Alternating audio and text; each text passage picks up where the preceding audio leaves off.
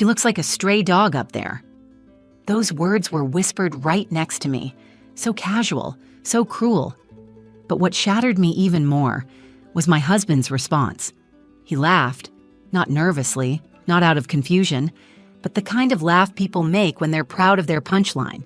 Then he added, just loud enough for the others around us to hear, "She's just like her mother, useless." And right then, I realized I was surrounded by people who didn't just tolerate cruelty. They enjoyed it. Let me rewind a few minutes. My name's Ava. I'm 33, a stay-at-home mom, and that little girl up there on stage, that's Lily, my daughter. She's 8, shy, thoughtful, with the kind of heart that cries over crumpled flowers and rescues bugs from sidewalks. This school talent show was her idea, something she'd begged to do for months. She wanted to sing, alone, on a stage, in front of strangers. I didn't think she'd go through with it, honestly. Lily's always been nervous in crowds, and lately she's been extra quiet at home. But she practiced for weeks in her room, holding a hairbrush like a mic, whisper singing into it like the words were secrets. Now here we were, her standing under bright stage lights in her pink sweater and sparkly jeans, and me in the second row, heart pounding out of my chest. To my left was my husband, Brad. We've been married for almost 10 years. Once upon a time, he was charming, warm even. But over the years, that warmth froze over into something sharp and cold. And to my right, his mother, Carol, sat with that usual stiff posture and permanent look of disapproval she wears like perfume. "She looks like a stray dog up there." Carol's lips barely moved, but her words sliced straight through me. My breath caught in my throat. Then Brad laughed, a short, snide chuckle. "She's just like her mother, useless." I froze, my hands resting in my lap curled into fists without me even realizing. The glossy paper of the event program crinkled under my grip. My cheeks burned, my ears rang. It wasn't just what they said, it was where they said it, right here, surrounded by other parents, teachers, children, and some of those parents, they laughed too, a few quietly, others with that awkward smirk people get when they want to belong, even if it means laughing at a child. I could feel the weight of it, the humiliation, the betrayal. I didn't know whether to stand up, scream, or shrink into my seat. Why did his words hit me so hard? Why now? Maybe because deep down I've spent years wondering if I am useless. I gave up my writing dreams. I let Brad manage the bills, the choices, the conversations. I told myself it was love. But now, I looked up at Lily. She hadn't started singing yet. She just stood there clutching the mic, her small shoulders trembling. Her eyes scanned the audience, searching. I wondered if she'd heard. God, I hoped not. Then, in one breathless moment, she stepped closer to the mic. Her voice rang out, not in song, but in something much braver. "I want to thank the person who saved me." The room stilled. I stopped breathing. And then, she lifted her arm and pointed, directly at me. I didn't even realize I was crying until I tasted salt. Lily's little finger was still pointing at me from the stage. Her eyes locked with mine, steady, unwavering, and so full of something I hadn't seen in a long time. Courage. For a second, I couldn't move. It felt like the air had thickened around me. Everyone in that auditorium had gone silent, like they were waiting for a punchline that never came. Brad shifted in his seat beside me, suddenly uncomfortable, and Carol crossed her arms, exhaling sharply like she smelled something unpleasant. But me? I just sat there, stunned, the weight of that moment pressing down on every inch of my chest. How did we get here? A week ago, Lily had come to me while I was folding laundry on the couch. She had that anxious look she always gets before asking something big, tugging at the hem of her shirt, eyes flicking from the floor to my face. "Mom? If I try out for the talent show, would you come?" My heart broke a little at how gently she asked, as if there was any version of the universe where I wouldn't be front row. "Of course I'll come," I said, kneeling down to her level. "You could be juggling oranges or reciting the alphabet and I'd still be your biggest fan." She smiled then. Not wide, but the kind where one side of her lip curls up, like she's trying to hide how happy she is. That's Lily. Quiet, soft, always afraid of taking up too much space. I know where she gets it. For the past 8 years, it's just been the two of us in this strange bubble of love and survival. Brad's there, technically, but emotionally, he left years ago. Somewhere between promotion after promotion, he stopped seeing me as a person and more like background noise. And Carol, well, she's only ever seen me as an inconvenience. She was never supposed to come to the talent show. I hadn't invited her, but Brad insisted, said it was family stuff. Translation, let's parade the kid for approval. I should have said no. The morning of the performance, Lily was too nervous to eat breakfast. I tried making her favorite, banana pancakes with chocolate chips, the way she likes them slightly burnt, but she just picked at them. "I'm scared, Mom," she whispered. Her voice was barely audible over the clink of her fork against the plate.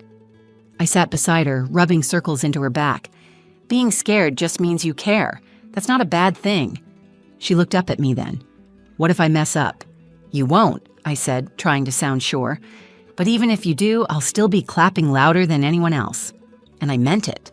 The whole ride to the school, Carol complained from the passenger seat about how slow traffic was and how Lily's outfit looked more thrift store than talent show. Brad just nodded, occasionally throwing in a sigh. I kept my eyes on the road. I'd learned long ago that arguing with Carol was like trying to teach a brick wall empathy. But Lily? She sat in the back seat holding her little lyric sheet, humming to herself in between deep, shaky breaths. And now, here we were. That same shy, nervous little girl had just stood on stage and told a room full of people, including the ones who belittled her, that I was the person who saved her. I should have felt proud, triumphant. Instead, I felt something much deeper. Seen. Even after Lily pointed at me and called me the person who saved her, I could still feel Brad's eyes on me. Not soft or proud, just irritated, like I'd stolen a moment that didn't belong to me. He leaned slightly in my direction and muttered through a stiff jaw, "You're making this about you." I blinked at him. My cheeks were flushed, my eyes wet. I couldn't believe what I just heard. Making it about me? My daughter just stood up for herself and me, and somehow Brad still found a way to twist it into something selfish. I turned away from him. Lily had started singing now. Her voice was light, a little shaky, but sweet. So sweet. The kind of voice that made you lean in, not because it was loud, but because it was fragile and brave, like watching a flower bloom through concrete. I wanted to get lost in her voice, but I couldn't. Not with Carol shifting next to me every few seconds, sighing dramatically and checking the time on her gold bracelet watch. "She's pitchy," she whispered, not even trying to be subtle this time. I didn't respond. I didn't trust myself to speak. My jaw was clenched so tight I could feel it in my ears. But the worst part? The parents sitting behind us, the same ones who chuckled earlier at Brad's awful comment, were now whispering too. I caught pieces of it. Words like awkward and off-key floated through the air like little needles. And suddenly, I wasn't sitting in a school auditorium anymore. I was back in our kitchen 4 years ago, reading a short story I'd written aloud to Brad. It had taken me weeks to finish, and I'd been so excited. My voice trembled, my hands were cold, but I poured my heart into every word. When I finished, he sipped his beer and said, "It's fine, but who would actually read this stuff?" That same chill spread through me now. They weren't just criticizing Lily's voice. They were mocking her vulnerability, her courage, her effort, just like they always had with me. And I sat there silent. I hated myself for that. Why was I still shrinking in the presence of people who never once clapped for me? Why was I letting their opinions cut deeper than the truth I already knew? That Lily was brave and kind and talented in ways that didn't need their approval. My fingers were digging into the seat cushion now, gripping it like it could anchor me to something steady. My heart ached for Lily. She didn't deserve this. She didn't deserve them. And yet, she kept singing. Verse by verse, she grew stronger. Her voice steadied. She looked out at the audience, and I could see it. The moment something shifted inside her. Her back straightened. Her hands relaxed at her sides. She wasn't performing anymore. She was claiming her space. I glanced around. Some people were still whispering, but others? They were listening, really listening. A few even started to smile. But I couldn't ignore the quiet war happening just inches from me. Brad sat stiff as a board, his jaw tight, refusing to clap. Carol stared at her phone now, probably texting her sister something awful. And me? I sat there, feeling a fire build in my chest. Fire that had been smoldering for years, waiting for the right spark. This was it. This was the moment I realized I couldn't let them do to Lily what they had done to me, and I wouldn't. I don't know what came over me, but something inside me cracked open. Like a dam that had been holding back years of silent tears and swallowed words. I looked at Lily on that stage, standing alone, in front of an entire room that had just heard her claim me as the person who saved her. And I knew.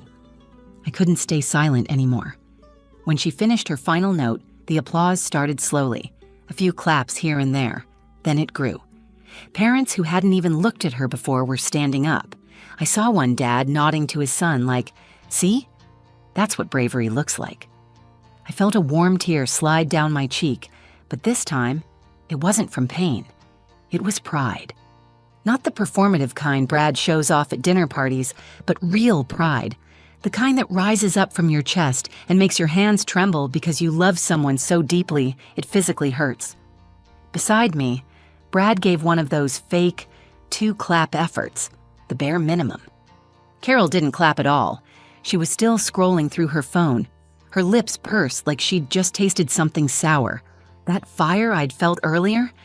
Now it was roaring. I leaned in toward Brad. My voice was low, steady. The kind of calm that comes right before a storm. She heard you, you and your mother.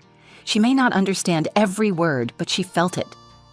He didn't look at me, just muttered, "Don't start." "No," I said louder now. "You started. Years ago. Every time you told her she was too sensitive. Every time you told me I was too soft. People around us were watching. I didn't care. Let them hear. Let them see what quiet endurance looks like when it finally snaps." Lily had stepped off the stage by now and was walking back toward her class. But she turned around once, just for a moment, and our eyes met again. There was something in her expression I hadn't seen in a long time. Relief. Like she knew I wasn't just proud of her, I was fighting for her now. That's when I stood up. I didn't even think. I walked right past Brad and Carol, past the other parents still whispering, and straight down the aisle toward the backstage door. The school volunteer tried to stop me. "Ma'am, parents aren't allowed back here right now," she said gently. I just looked her in the eyes and said, "I need to tell my daughter something." She stepped aside. I found Lily sitting cross-legged on the floor, holding a water bottle, cheeks still pink from performing. She looked up at me. Was I okay? I knelt beside her and took her face in my hands. "You were more than okay," I whispered. "You were brave, and you were honest, and I want you to know." I heard every word. She smiled, this big toothy grin that nearly split her face. The kind of smile kids get when they know they've made you proud. I pulled her into a hug and whispered, "I've been quiet for too long, but not anymore. I promise you, I won't let anyone make you feel small again, especially not in your own family." Her arms tightened around my neck. For the first time in years, I wasn't just surviving, I was deciding. After I hugged Lily backstage, I didn't go back to my seat. I couldn't. I stood by the side wall of the auditorium, tucked behind a row of folding chairs just out of view. But from where I stood, I could still see Brad and Carol. They hadn't moved. Brad was checking his watch. Carol was filing her nails. Actually filing her nails. Like nothing had happened. Like their granddaughter hadn't just stood on stage and poured her heart out. And it hit me like a freight train. They weren't just dismissive. They were deliberately blind. They chose to look away from beauty if it didn't fit their mold of perfection. And for years, I'd been shrinking myself to fit into their box. I'd let myself be softened, silenced, reshaped, not out of love, but out of survival. Not anymore. I walked back into the seating area just as the school principal took the stage to thank all the kids. I stayed standing. My eyes never left Brad and Carol. I didn't even blink when Brad turned and gave me a "where have you been" glance. I just stood there, waiting. When the assembly ended, the crowd erupted into conversation and shuffling feet. I could hear parents congratulating their kids, backpacks zipping up, teachers calling out names. But I moved with purpose, like I was walking through water and nothing could knock me off course. I met Lily outside her classroom, where the kids were being released to their parents. She ran up to me and slipped her small hand into mine. It was warm and slightly sweaty from nerves, but she held tight, and I held tighter. Then I saw Brad approaching, Carol trailing behind like a queen who hated being near peasants. Brad looked at me like I was a loose thread he didn't know how to snip. "We should head out," he said flatly. "Traffic's gonna be hell." I looked down at Lily, then back at him. "No," I said. "You two can go. Lily and I are staying." Carol scoffed. "Don't be dramatic, Ava." I turned to her, and for once I wasn't afraid to meet her gaze. "You called my daughter a stray dog.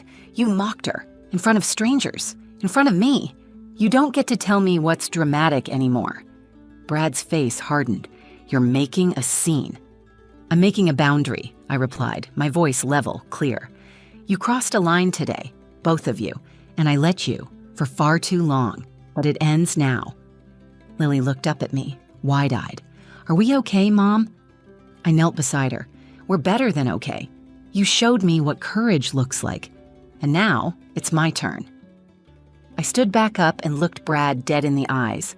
If protecting my daughter makes me dramatic, so be it. I'd rather be dramatic than disappear. He didn't say a word. His lips parted, but no sound came out. For once, he had nothing clever to say. Good. Without another word, I turned and walked away, Lily's hand in mine. We walked to a nearby park instead of getting in the car. We sat on a bench under the shade of a tree, sharing a melting ice cream cone from a vendor cart. She giggled when it dripped on her shirt. I didn't even care. That day didn't end with applause or trophies, but it ended with truth. And sometimes that's even more powerful. It's been 4 months since that night. 4 months since Lily pointed to me and called me her savior, and I finally believed I could be. A lot has changed since then. Not in some flashy Hollywood kind of way, but in those quiet, meaningful ways you don't always see at first. I started journaling again. Nothing fancy, just spiral notebooks and cheap pens. But every night, after Lily goes to bed, I sit down at the kitchen table and let the words come. Some nights, it's messy. Some nights, I write a single paragraph. But for the first time in years, I feel like I'm hearing my own voice again. I also started therapy. Just me, alone, once a week. At first, I was embarrassed to admit it, even to myself. But now, it's my one sacred hour where I'm allowed to feel without filtering, where I can finally name the things I've been carrying. Guilt, resentment, fear, and in love. So much love. Lily's been different too, in the most incredible ways. That moment on stage lit something inside her. She sings louder now, laughs easier. The other day, she asked me if we could make music together. And for the first time, I dusted off my old keyboard from college. We played for an hour. It was clumsy and out of tune, but we were alive. Brad? We're still living in the same house. For now. But I've drawn lines that were never there before. I stopped apologizing for speaking. I started making decisions. Real ones. I opened a savings account in my name. I looked into part-time work at a local bookstore. I even emailed an old friend from a writing workshop I used to attend. She replied in 5 minutes. "Where have you been?" "Let's catch up." And Carol? I haven't seen her since the talent show. She tried calling once, left a voicemail pretending nothing had happened. I didn't call her back. I don't think I will. Sometimes silence is the boundary, and honestly, feels peaceful. For the first time in years, I'm not waiting for the next blow to fall. I'm not twisting myself into someone smaller just to keep the peace. I'm not trying to prove my worth to people committed to misunderstanding me. Instead, I'm building something else. For Lily and for me. We have this new ritual now. Every Friday night, we get in our pajamas, make hot chocolate, and curl up on the couch with a blanket that's way too big for the two of us. And before the movie starts, I always ask her one question. "What's something brave you did this week?" Last week, she said, "I told a boy at school to stop making fun of my glasses." I smiled and said, "That's my girl." She looked at me and whispered, "You helped me learn how." And that was everything. Because here's what I've learned. Sometimes being a mother isn't about knowing all the answers. Sometimes it's just about standing tall when your child looks up, so they know what strength looks like. So to every woman out there who's been made to feel like she's too soft or too much or not enough, I see you. And if no one's ever told you this before, let me be the first. Your softness is not your weakness. It's your superpower. Lily didn't just find her voice that night on stage. She handed mine back to me. Thank you for listening to my story. If it moved you, if it reminded you of your own strength, or someone who stood up when it mattered most, I hope you'll take a second to share it with someone who needs to hear it. Leave a comment below and tell me, who's been your person? The one who saved you or the one you're saving? I'd love to read your stories. And if this kind of real, raw storytelling speaks to you, don't forget to like the video, subscribe to the channel, and hit that notification bell so you never miss another one. We're building a space here for honesty, healing, and the kind of strength that grows quietly. Until next time, stay soft, stay strong, and never ever forget who you are.